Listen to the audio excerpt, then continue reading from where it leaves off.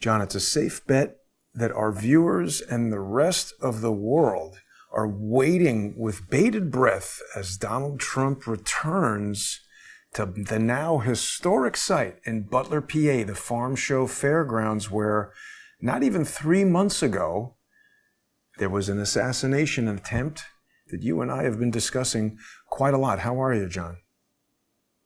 I'm well. I think, I don't know. I mean, I'm not nervous that it's going to happen again, but it's unsettling for sure. It's like if John Wilkes Booth missed the first time, would Abe Lincoln have gone back to see another, Right. another presentation of the same Right. play? Another performance. Yeah. I don't think so, right? So again, it's nerve-wracking. I understand that he wants to, do this for Corey Comparatori's family, and I think everybody feels that the same way about that. Yeah. But it's Well, a let me, risky venue. for a minute, It's just a take you on risky venue. It's You know, right. It's I don't like the risky. venue. Let me I take don't like you the on a venue. counterpoint for a moment, if I may, because you've just raised some excellent points, some excellent counterpoints. We don't want to cower in the face of bullies, whether they be assassins, Tren de Aragua, some kid on the school bus. We cannot let thugocracy or thugism rule the day. And so from that standpoint, I really do appreciate what President Trump is planning to do. It definitely sends a message. I mean, Elon Musk said that this was, bold leadership. And I think Elon Musk has even announced that he's going to be there. So it's like a much bigger deal than it was the first time around. But, I share your concern that I'm not sure that this is a safe venue for any presidential candidate to go to in the first place. I think a lot of people saw on X, people are following a lot of what you and I discuss on X, a lot of interactivity on there. But the other day, I was actually in Butler, PA, after my trip to to DC. I went and did a little kind of, what would you call this? A little study of American Glass research, got into Well, let's some of the talk about that. questions. Yeah. So there's a bunch of people watching who are like, "What? You did what? Yeah. You went to Washington, D.C. last weekend, right? So you went to Washington, and there was a big thing happening in Washington. I guess it was on Saturday, right? Yeah, the And Save the you Republic. I don't even know who really put that on. Brett Weinstein is where I saw it, but it was, Bobby Kennedy and all kinds of fancy people speaking there. so you went to that on Saturday, and then you went from Washington, D.C. to Butler, Pennsylvania, Yeah, that's almost as far as Miami to Seattle. I mean, not that's a really. long trip. Well, Washington, D.C. to north of Pittsburgh? but wasn't Dude, I that is already way kind of west. south, though, on my way there? Yeah, but Pittsburgh is so far west, man. Pennsylvania is like the size of North Dakota. The Driving thing, back from Pitt, you didn't notice that it took forever to it get did. It back was a from lot of driving, Pittsburgh? but Yeah, I'll tell you the truth. yeah. The real reason for going there wasn't Butler. It was initially because I got a lead.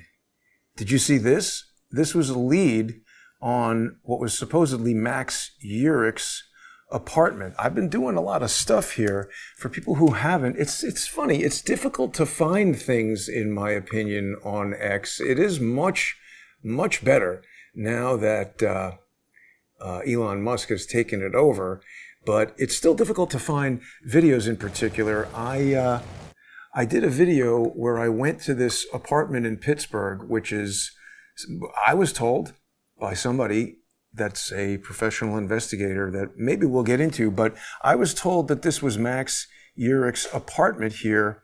I investigated the thing. This is a pretty sketchy neighborhood in Pittsburgh. Had a nice lunch at Big Jim's, some kind of cafe, Big Jim. So this He's is right last there. Sunday. This is last Yeah. Sunday. You're This in might have been Pittsburgh, Monday. Pennsylvania? This was Monday. Okay. Raining Okay. like crazy. I think residual from the hurricane. But I checked out this location in a variety of ways. We won't waste time talking about it now. People can see this by following me on X at JG_CSTT. It's also on Odyssey, etc.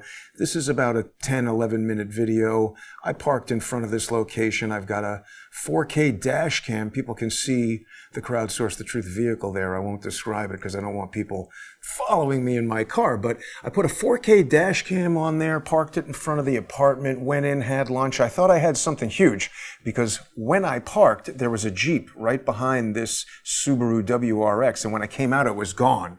And I was like, oh, let me check that dash cam and see if we see Urich exiting in his Jeep. It wasn't. It was two people leaving this restaurant, looked nothing like Maxwell Urich, and they drove off. The mail, some Amazon packages waiting there were not addressed to Maxwell Urich. Plus, we still have a proliferation of evidence that suggests that Max Urich is dead, shot in the face on the roof. So I'm confident that this was not his address. We'll talk in the future about who might have been motivated to deceive me, to send me there, who I think was behind that. I have a pretty good idea, but we're still investigating that. What do you think of this, John? Again, this this is like the whole aspect of the investigation. I'm like, to me, it's just it's hard for me to comprehend the people part. That it's like I just like, what, huh? People, names, it's like Mary It's a Lou different Danley. area, right? You've got expertise Yeah, in yeah, yeah. ballistics and math, Thank and God that's you're where good you're at this. comfortable. Thank And I'm God doing you're this good kind at of this. stuff.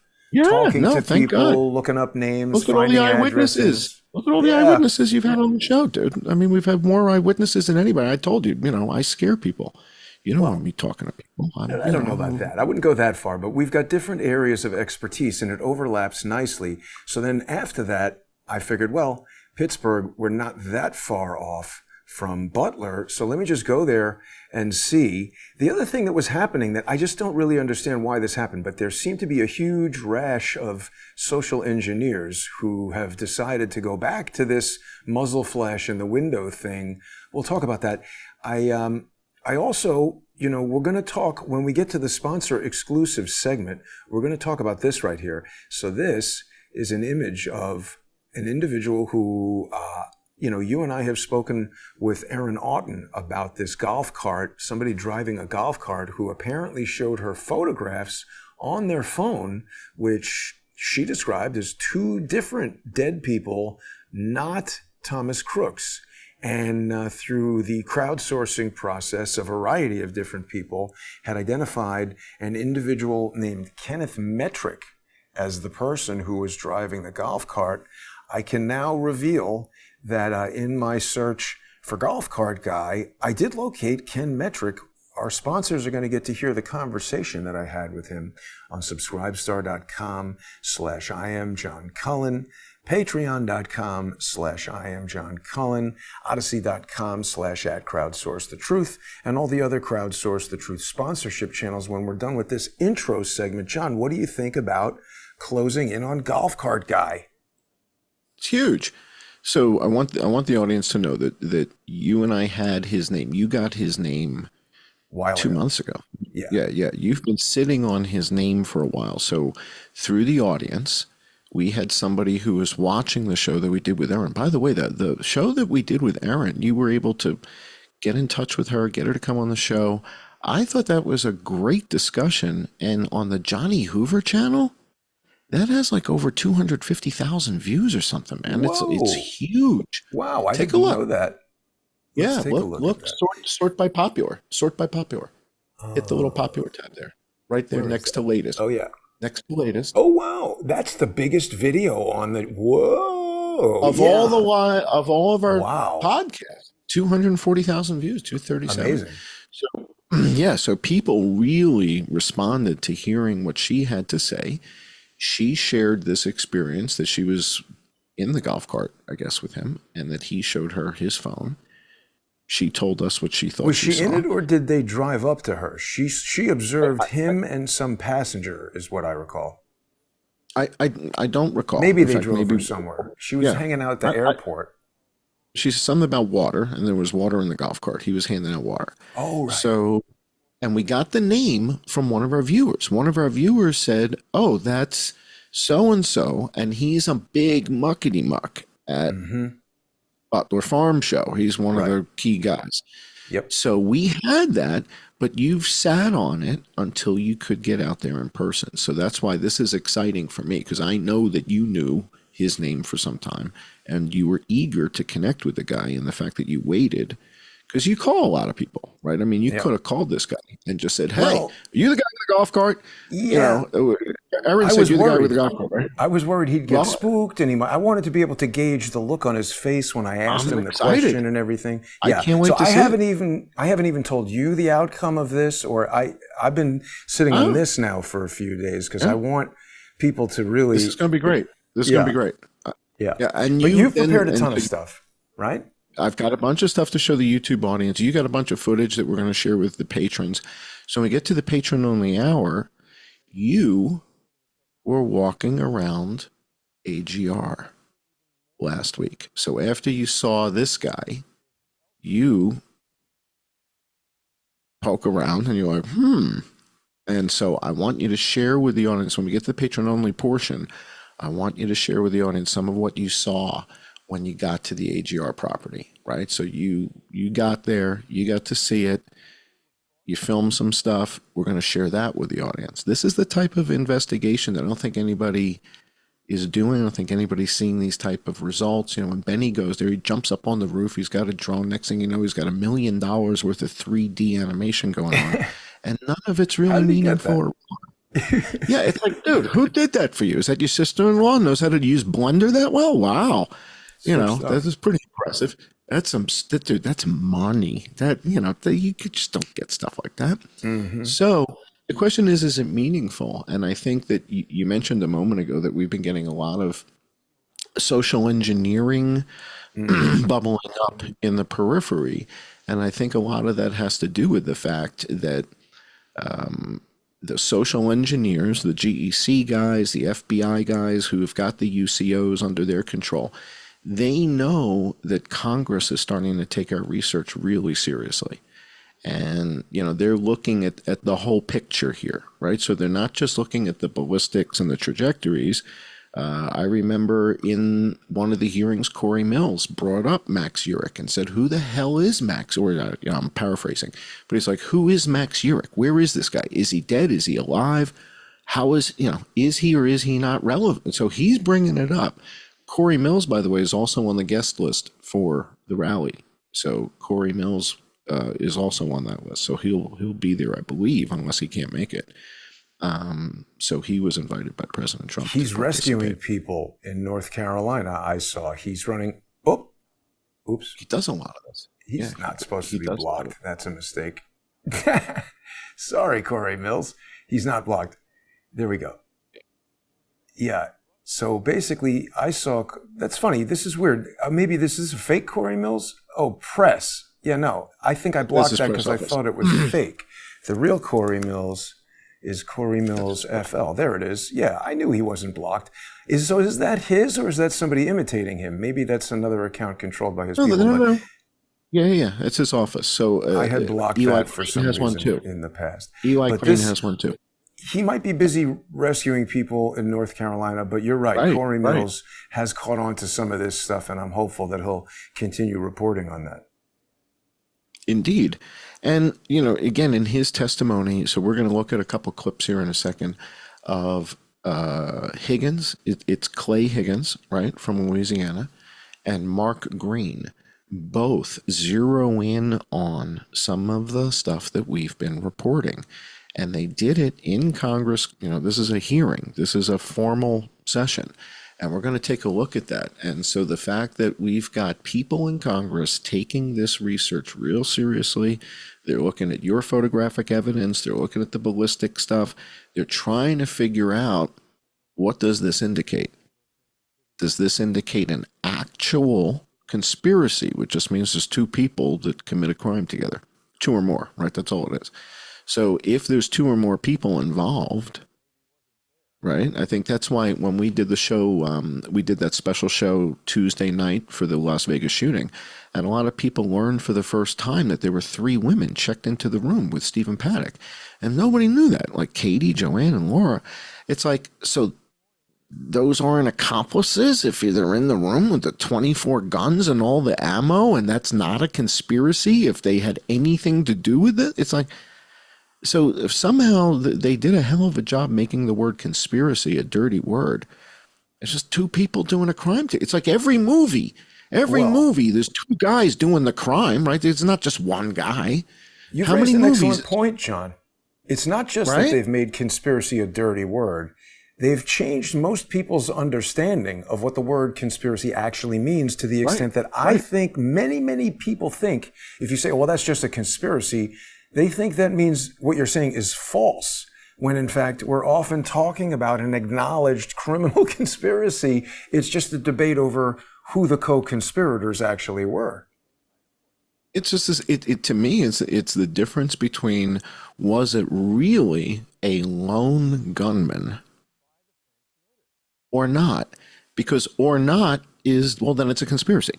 It's like if there's anybody else assisting in this, right? That's a conspiracy. Like the Floyd Malvo, remember the two guys in Virginia, they were shooting out the back of a van. It had the pop down license plate. One was a kid, one was an older guy. Oh yeah, the DC sniper, right? Yeah. So it's a conspiracy. It's two people, right? It's not a theory. It's two people shooting out of a van. So Bill K. Yeah, I mean, this whole conspiracy theory notion, you got to hand it to them that they've turned the term into a pejorative term. Yeah. And that's kind of crazy. All we're trying to figure out is there more to the story, right? Is this more? There's more to this than a 20-year-old kid on the roof. And if so, who is this person? And if it's not, in other words, we've got a bunch of missing people right now. We can't seem to locate Max Urick, can't seem to locate Keenan Hooper, what's his name? Keenan Hooper, yeah.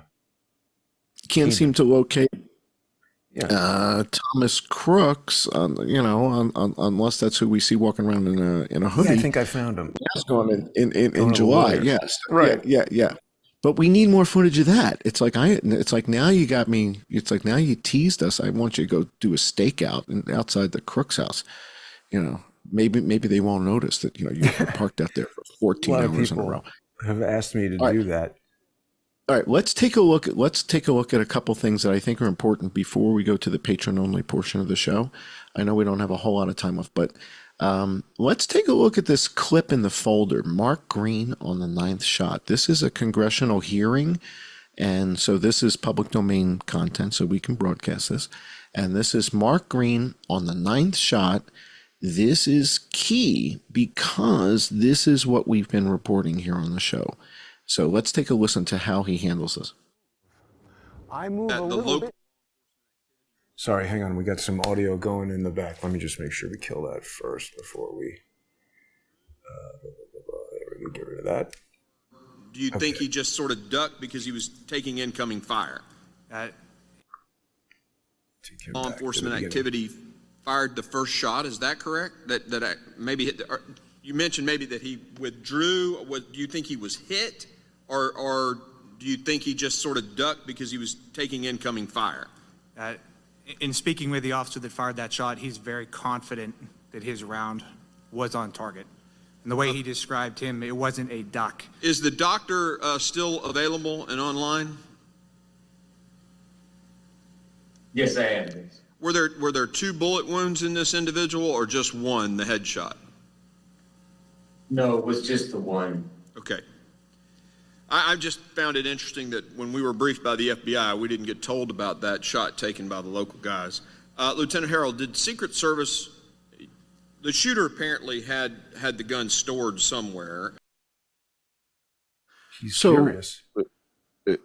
And Clay Higgins is asking the same question. So let's go to the Clay Higgins clip. Higgins on shot number 9. They're both talking about this 9th shot. And the guy who's testifying in front of them is the leader of the whole tactical team. So Greg Nichols and Michelle Nichols and everybody who's on the tactical stuff reports into this goofball who's sitting here. And Clay Higgins is also going to put the screws to the guy. All right, same issue is this 9th shot that this guy says he shot back at the kid on the roof. Let's turn it to Clay Higgins. See, Clay pinned this guy to the mat. shot number 9. Shot number 9 during the interviews with the Secret Service and FBI. They commonly step over shot number 9. They say Crooks fired 8 rounds, and then the Secret Service fired the killing shot, shot number 10. But there was a shot number 9 fired, was there not, Mr. Lenz?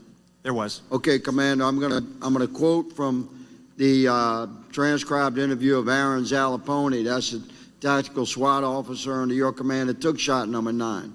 He was deployed. He heard the radio traffic.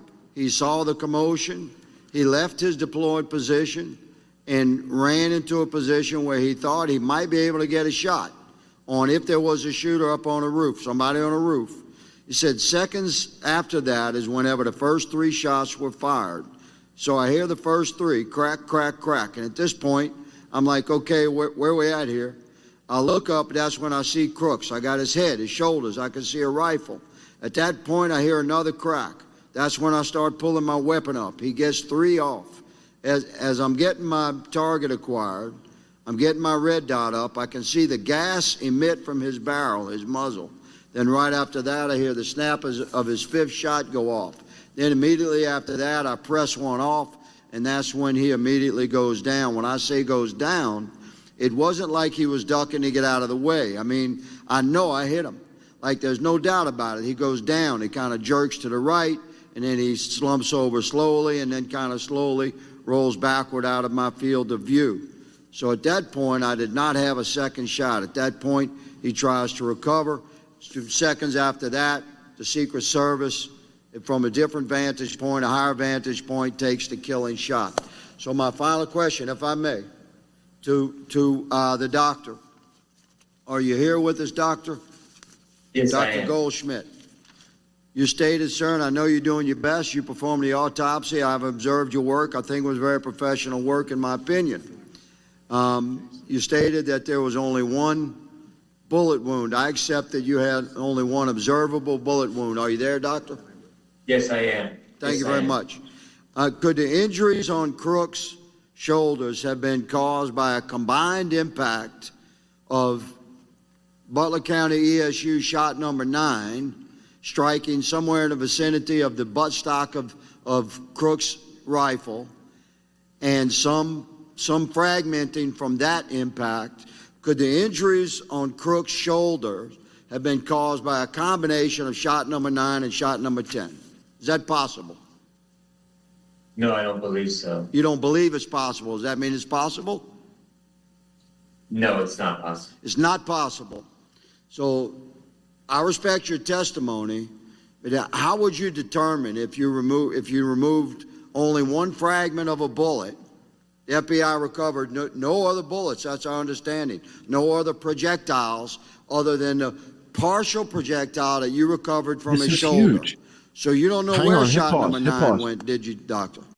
This is huge. So what he just said is the FBI told them, this committee, they only recovered a fragment of a bullet from the kid on the roof's shoulder, meaning that came from the Secret Service. That's not helping. But it's also only 1. They didn't recover. There's only 1. And it's a fragment, and it's those aren't the bullets we care about. We care about the bullets in Copenhagen, in David Dutch. Yeah, where are those? In Corey Comparatori. The dirt Those are the behind them. rounds by the pond. Those are the rounds we want to find, not the ones that came from the Secret FBI's Service. busy, We man. know- They're hosing we off know the how roof. to track those. Yeah, we They know got how to track photos those to back the retouch. Busy. All right, so he's catching on to the same thing, which is there's only 1 wound in the kid on the roof, and it's in his head. There's not 2. And just to open up, if you would, that PDF, and we'll go to the patron-only portion. But here's what we were talking about 3-4 weeks ago. We showed the audience this image, and we said, how in the world could this Butler ESU guy, Zapponi, have fired around and clipped the stock of the rifle without shooting the kid's face off or hitting him in the clavicle? It would have to, it's like, huh?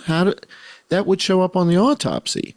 Yeah. Well, apparently, Mark Green and Clay Higgins, whether it's them directly or their staffs, have been watching because they took this and they took it to the mat and they asked the doctor who performed the autopsy, was there a wound consistent with what this officer is claiming?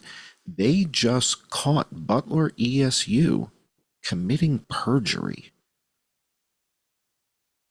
Pretty That's amazing. huge. Yeah. It's huge. It's huge. So when we get to the patron only portion, we'll get to see more of what you've done in Butler. We'll take a closer look at, again, we're trying to account for 8 rounds fired by the bad guys, and it seems somebody's trying to cover up the 9th shot. Why would that be? Why are they trying to hide who took the 9th shot, where it came from?